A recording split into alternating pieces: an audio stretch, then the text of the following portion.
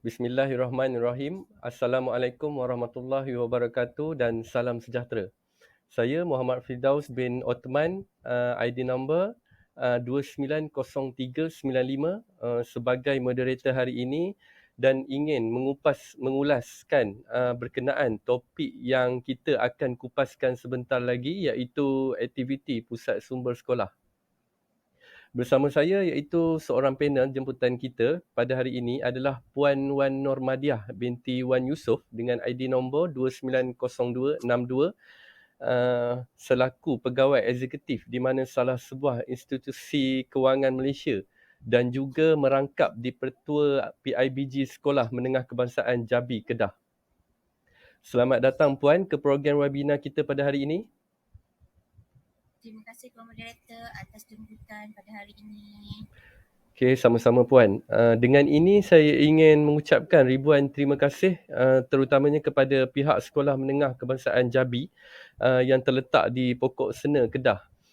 Di mana atas jemputan untuk kita membuat program webinar kita di SMK Jabi ini. Pada hadirin sekalian, hari ini kita akan mengupas berkenaan dengan topik pusat sumber sekolah yang mana kita ketahui pusat sumber sekolah ini melibatkan di antara sekolah rendah dan sekolah menengah lah.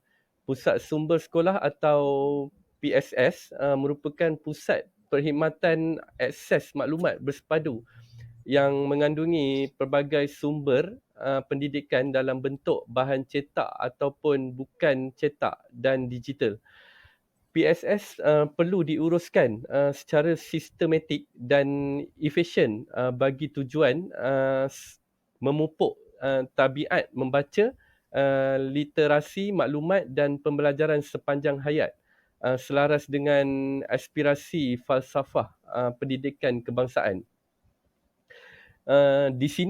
Di sini saya ingin menunjukkan soalan kepada panel iaitu berkenaan bagaimana usaha-usaha yang perlu untuk meningkatkan penggunaan kemudahan pusat sumber sekolah kepada pelajar. Bolehkah panel jelaskan lebih terperinci? Terima kasih Tuan Moderator. Sama-sama. Tuan-tuan dan puan-puan ini. Okey, selalunya apa yang kita jumpa dekat pusat sumber adalah bahan-bahan yang telah lapuk di zaman, betul tak? Ya, betul. Okay. Jadi dekat sini bahan rujukan baru disimpan dan hanya boleh diakses oleh guru sahaja. Jadi pihak sekolah haruslah mencari pendekatan untuk menjual bahan rujukan yang lama dan sentiasa mendapatkan bekalan rujukan yang baru dan berguna untuk para pelajar. Jadi bahan-bahan rujukan juga perlulah divariasikan seperti melanggan surat-surat khabar secara harian dan pelbagaikan bahasa agar murid dapat mengetahui isu-isu semasa serta meluangkan masa di pusat sumber. Okey, buku-buku tidak seharusnya hanya berkait dengan akademik sahaja, tetapi sewajarnya buku berkisar dengan budaya atau pengurusan kewangan juga mampu menjadi bahan bacaan yang santai yang bermanfaat kepada murid-murid. Selain pada itu juga, pihak sekolah dan ibu bapa seharusnya bertanggungjawab dalam mengubah sikap kanak-kanak itu sendiri. Yang mana anak-anak yang kurang membaca dan lebih suka mencari bahan rujukan menggunakan komputer ataupun telefon pintar. Membaca adalah jambatan ilmu. Maka pihak sekolah hendaklah memperkasakan program Nadi Ilmu Amalan Membaca iaitu NILAM dalam kalangan para pelajar. Okey, seperti yang kita tahu moderator, okey, di peringkat kebangsaan terdapat anugerah kebangsaan NILAM yang menjadi anugerah tahunan dan mampu menjadi platform penting bagi para pelajar. Jadi, pengiktirafan di peringkat sekolah boleh ditambah baik dengan menyediakan inisiatif yang menarik sekiranya pelajar mencapai tahap-tahap tertentu dalam program NILAM. Okey, inisiatif bukan sahaja hadiah tetapi boleh dipelbagaikan dengan membuat lawatan sambil belajar ke tempat-tempat tertentu ataupun mereka menyertai program seperti pertandingan pidato dan sebagainya. Akhir sekali, pusat sumber boleh menyediakan alat bantuan mengajar yang interaktif kepada guru-guru. Okey, di sini proses pembelajaran dan pengajaran dapat dilaksanakan dengan lebih berkesan dengan adanya alat bantuan mengajar yang mampu menarik minat para pelajar. Sebagai contoh yang saya boleh bagi dekat sini moderator dan semua hadirin yang melayari webinar kita kali ini, di mana di makmal sains terdapat boneka tubuh badan yang menerangkan nama serta kedudukan organ-organ dalam badan. Okey, murid-murid lebih tertarik dengan pembelajaran secara visual serta membantu mereka untuk lebih faham akan subjek atau sesuatu perkara yang dipelajari oleh mereka berbanding daripada penerangan daripada guru yang mungkin kurang berkesan.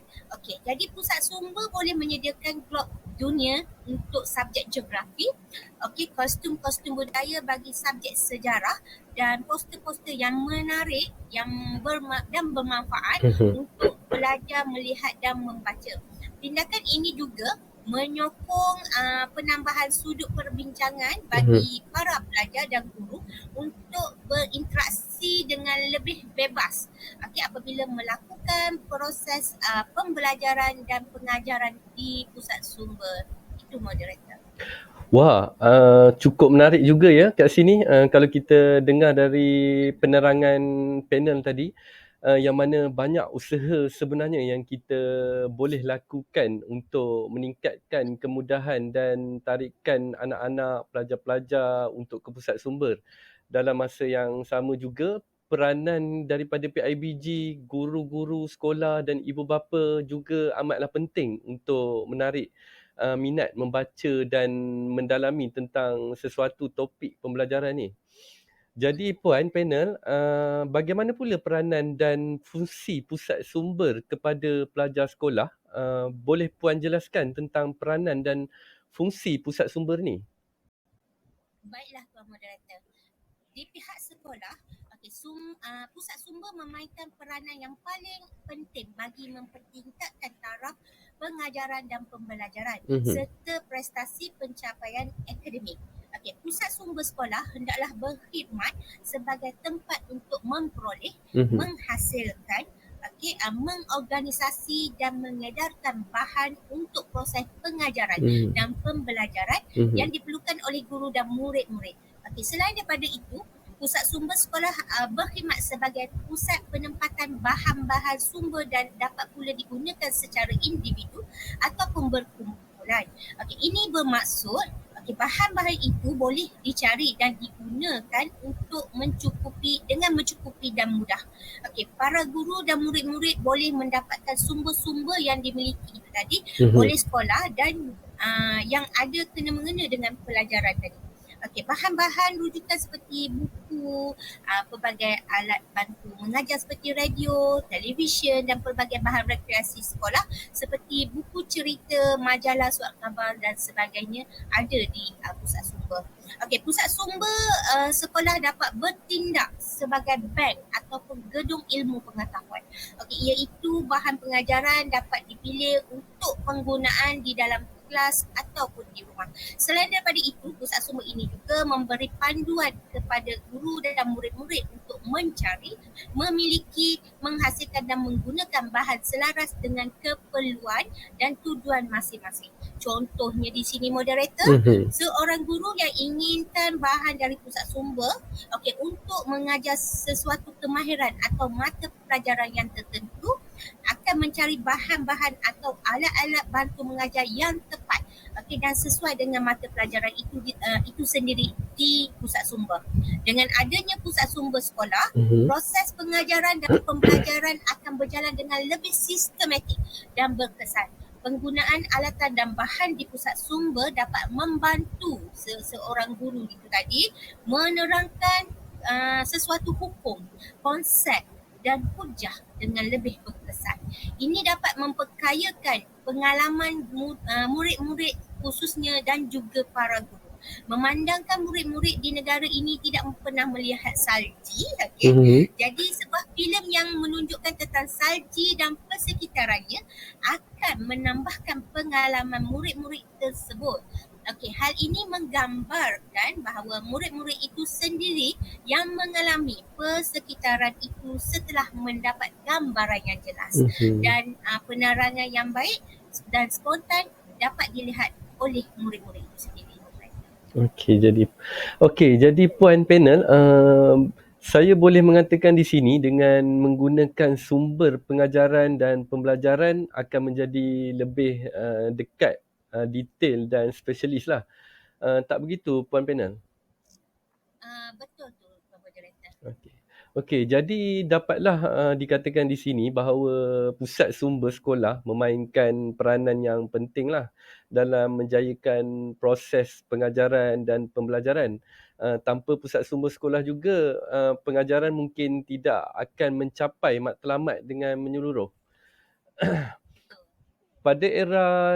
Pada era ledakan teknologi yang semakin maju sekarang, seiring dengan kemajuan ekonomi negara, pelbagai kemudahan telah disediakan oleh pihak kerajaan. Satu daripada kemudahan tersebut ialah perpustakaan yang merupakan sebuah institusi yang telah wujud sejak zaman kegemilangan tamadun Islam pada suatu ketika dahulu. Pada zaman kegemilangan kerajaan Abbasiyah misalnya, Khalifah Umar bin Abdul Aziz telah membina sebuah perpustakaan yang dikenali sebagai Baitul Hikmah yang berfungsi sebagai pusat penyimpanan khazanah ilmu. Pasal penterjemahan serta perjumpaan para cendekiawan dan ulama pada masa ini, semua perpustakaan yang dibina di seluruh pelosok negara memainkan peranan yang sama, iaitu sebagai gedung dan pusaka ilmu bagi kemudahan semua pihak. Jadi di sini puan panel, bagaimana perpustakaan ini memberi kaedah kepada penggunanya? Boleh terangkan sikit pasal kaedah dan penggunaannya? Okey, antara faedah menggunakan perpustakaan ini sebenarnya ialah pelajar serta orang awam dapat menimba pelbagai ilmu pengetahuan yang tersimpan di dalamnya. Hal ini demikian kerana perpustakaan menempatkan jutaan ilmu pengetahuan dan dinukilkan oleh penulis dari seluruh pelosok dunia dengan menggunakan pelbagai bahasa. Malahan di sesetengah perpustakaan elit tersimpan ilmu pengetahuan yang dihasilkan oleh tokoh ataupun bijak pandai jutaan tahun dahulu. Di perpustakaan juga kita boleh memperoleh pelbagai ilmu pengetahuan seperti keagamaan, falsafah, kemanusiaan serta ilmu pengetahuan yang berkaitan dengan sains dan teknologi. Pada hari ini, ilmu pengetahuan sangat berguna dalam hidup kita, umpama tulang belakang yang berfungsi menampung tubuh badan kita untuk meneruskan kehidupan. Penggunaan perpustakaan secara berterusan juga mampu menyemai serta memupuk budaya membaca dalam kalangan masyarakat, khususnya generasi muda, Tuan Moderator. Dalam hal ini, ibu bapa memainkan peranan yang dominan dengan sering membawa anak-anak berkunjung ke perpustakaan agar mereka terbiasa dengan buku-buku yang bersesuaian dengan bersesuaian dengan kata peribahasa melentur buluh biarlah dari rembutnya. Ibu bapa perlulah bertindak sebagai suri teladan kepada anak-anak dengan berkunjung ke perpustakaan, sama ada untuk membaca ataupun untuk meminjam buku atau menggunakan kemudahan internet yang disediakan. Dengan berkunjung ke perpustakaan, orang ramai boleh memilih bacaan yang mereka gemari mengikut usia masing-masing, seperti akhbar, majalah, jurnal, komik serta pelbagai bahan ilmiah yang telah diterbitkan, Tuan Moderator. Okey, dalam konten ni budaya suka membaca penting diterapkanlah dalam kalangan generasi muda yang bakal mewarisi tampuk kepimpinan negara agar mereka dilengkapi dengan berbagai ilmu pengetahuan lah. Situasi ini pentinglah agar mereka mampu bersaing di peringkat global sekaligus membolehkan Malaysia duduk sama rendah, berdiri sama tinggi dengan negara-negara maju yang lain. Dengan ini kita perlulah menjadikan seperti negara matahari terbit iaitu negara Jepun sebagai contohlah, kerana kejayaan membangunkan negara mereka hasil daripada budaya membaca yang tinggi masyarakatnya. Jelas bahawa perpustakaan mampu menerbitkan budaya membaca dalam kalangan masyarakat yang berjaya, kerana masyarakat membaca, masyarakat berjaya. Okey. Dengan itu, terima kasihlah kepada panel jemputan kita hari ini kerana sudi berkongsi dan mengupas topik yang kita bawa pada hari ini untuk kita sama-sama menarik minat dan menghidupkan semula pusat sumber sekolah khususnya. Okey, terima kasih juga kepada hadirin yang sudi meluangkan masa bersama kami dalam program webinar kali ini. Sekian saja dari saya. Assalamualaikum warahmatullahi wabarakatuh. InsyaAllah jika diberi peluang kita bertemu lagi. Sekian, terima kasih. Bismillahirrahmanirrahim. Assalamualaikum warahmatullahi wabarakatuh dan salam sejahtera. Saya Muhammad Firdaus bin Othman, ID number 290395 sebagai moderator hari ini dan ingin mengulaskan berkenaan topik yang kita akan kupaskan sebentar lagi iaitu aktiviti pusat sumber sekolah. Bersama saya iaitu seorang panel jemputan kita pada hari ini adalah Puan Wan Normadiah binti Wan Yusof dengan ID nombor 290262 selaku pegawai eksekutif di mana salah sebuah institusi kewangan Malaysia dan juga merangkap di Pertua PIBG Sekolah Menengah Kebangsaan Jabi, Kedah. Selamat datang Puan ke program webinar kita pada hari ini.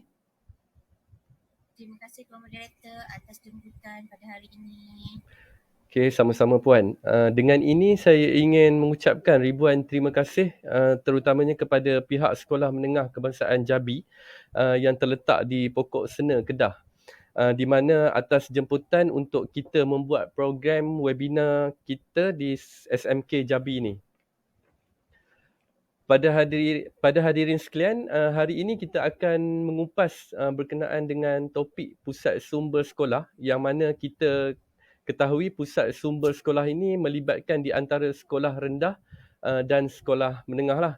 Pusat sumber sekolah atau PSS merupakan pusat perkhidmatan akses maklumat bersepadu yang mengandungi pelbagai sumber pendidikan dalam bentuk bahan cetak ataupun bukan cetak dan digital.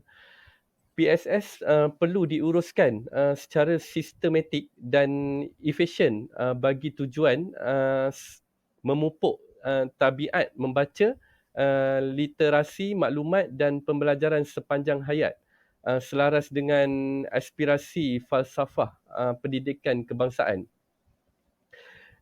Di sini saya ingin menunjukkan soalan kepada panel iaitu berkenaan bagaimana usaha-usaha yang perlu untuk meningkatkan penggunaan kemudahan pusat sumber sekolah kepada pelajar. Bolehkah panel jelaskan lebih terperinci? Terima kasih Tuan Moderator. Sama-sama. Tuan-tuan dan puan-puan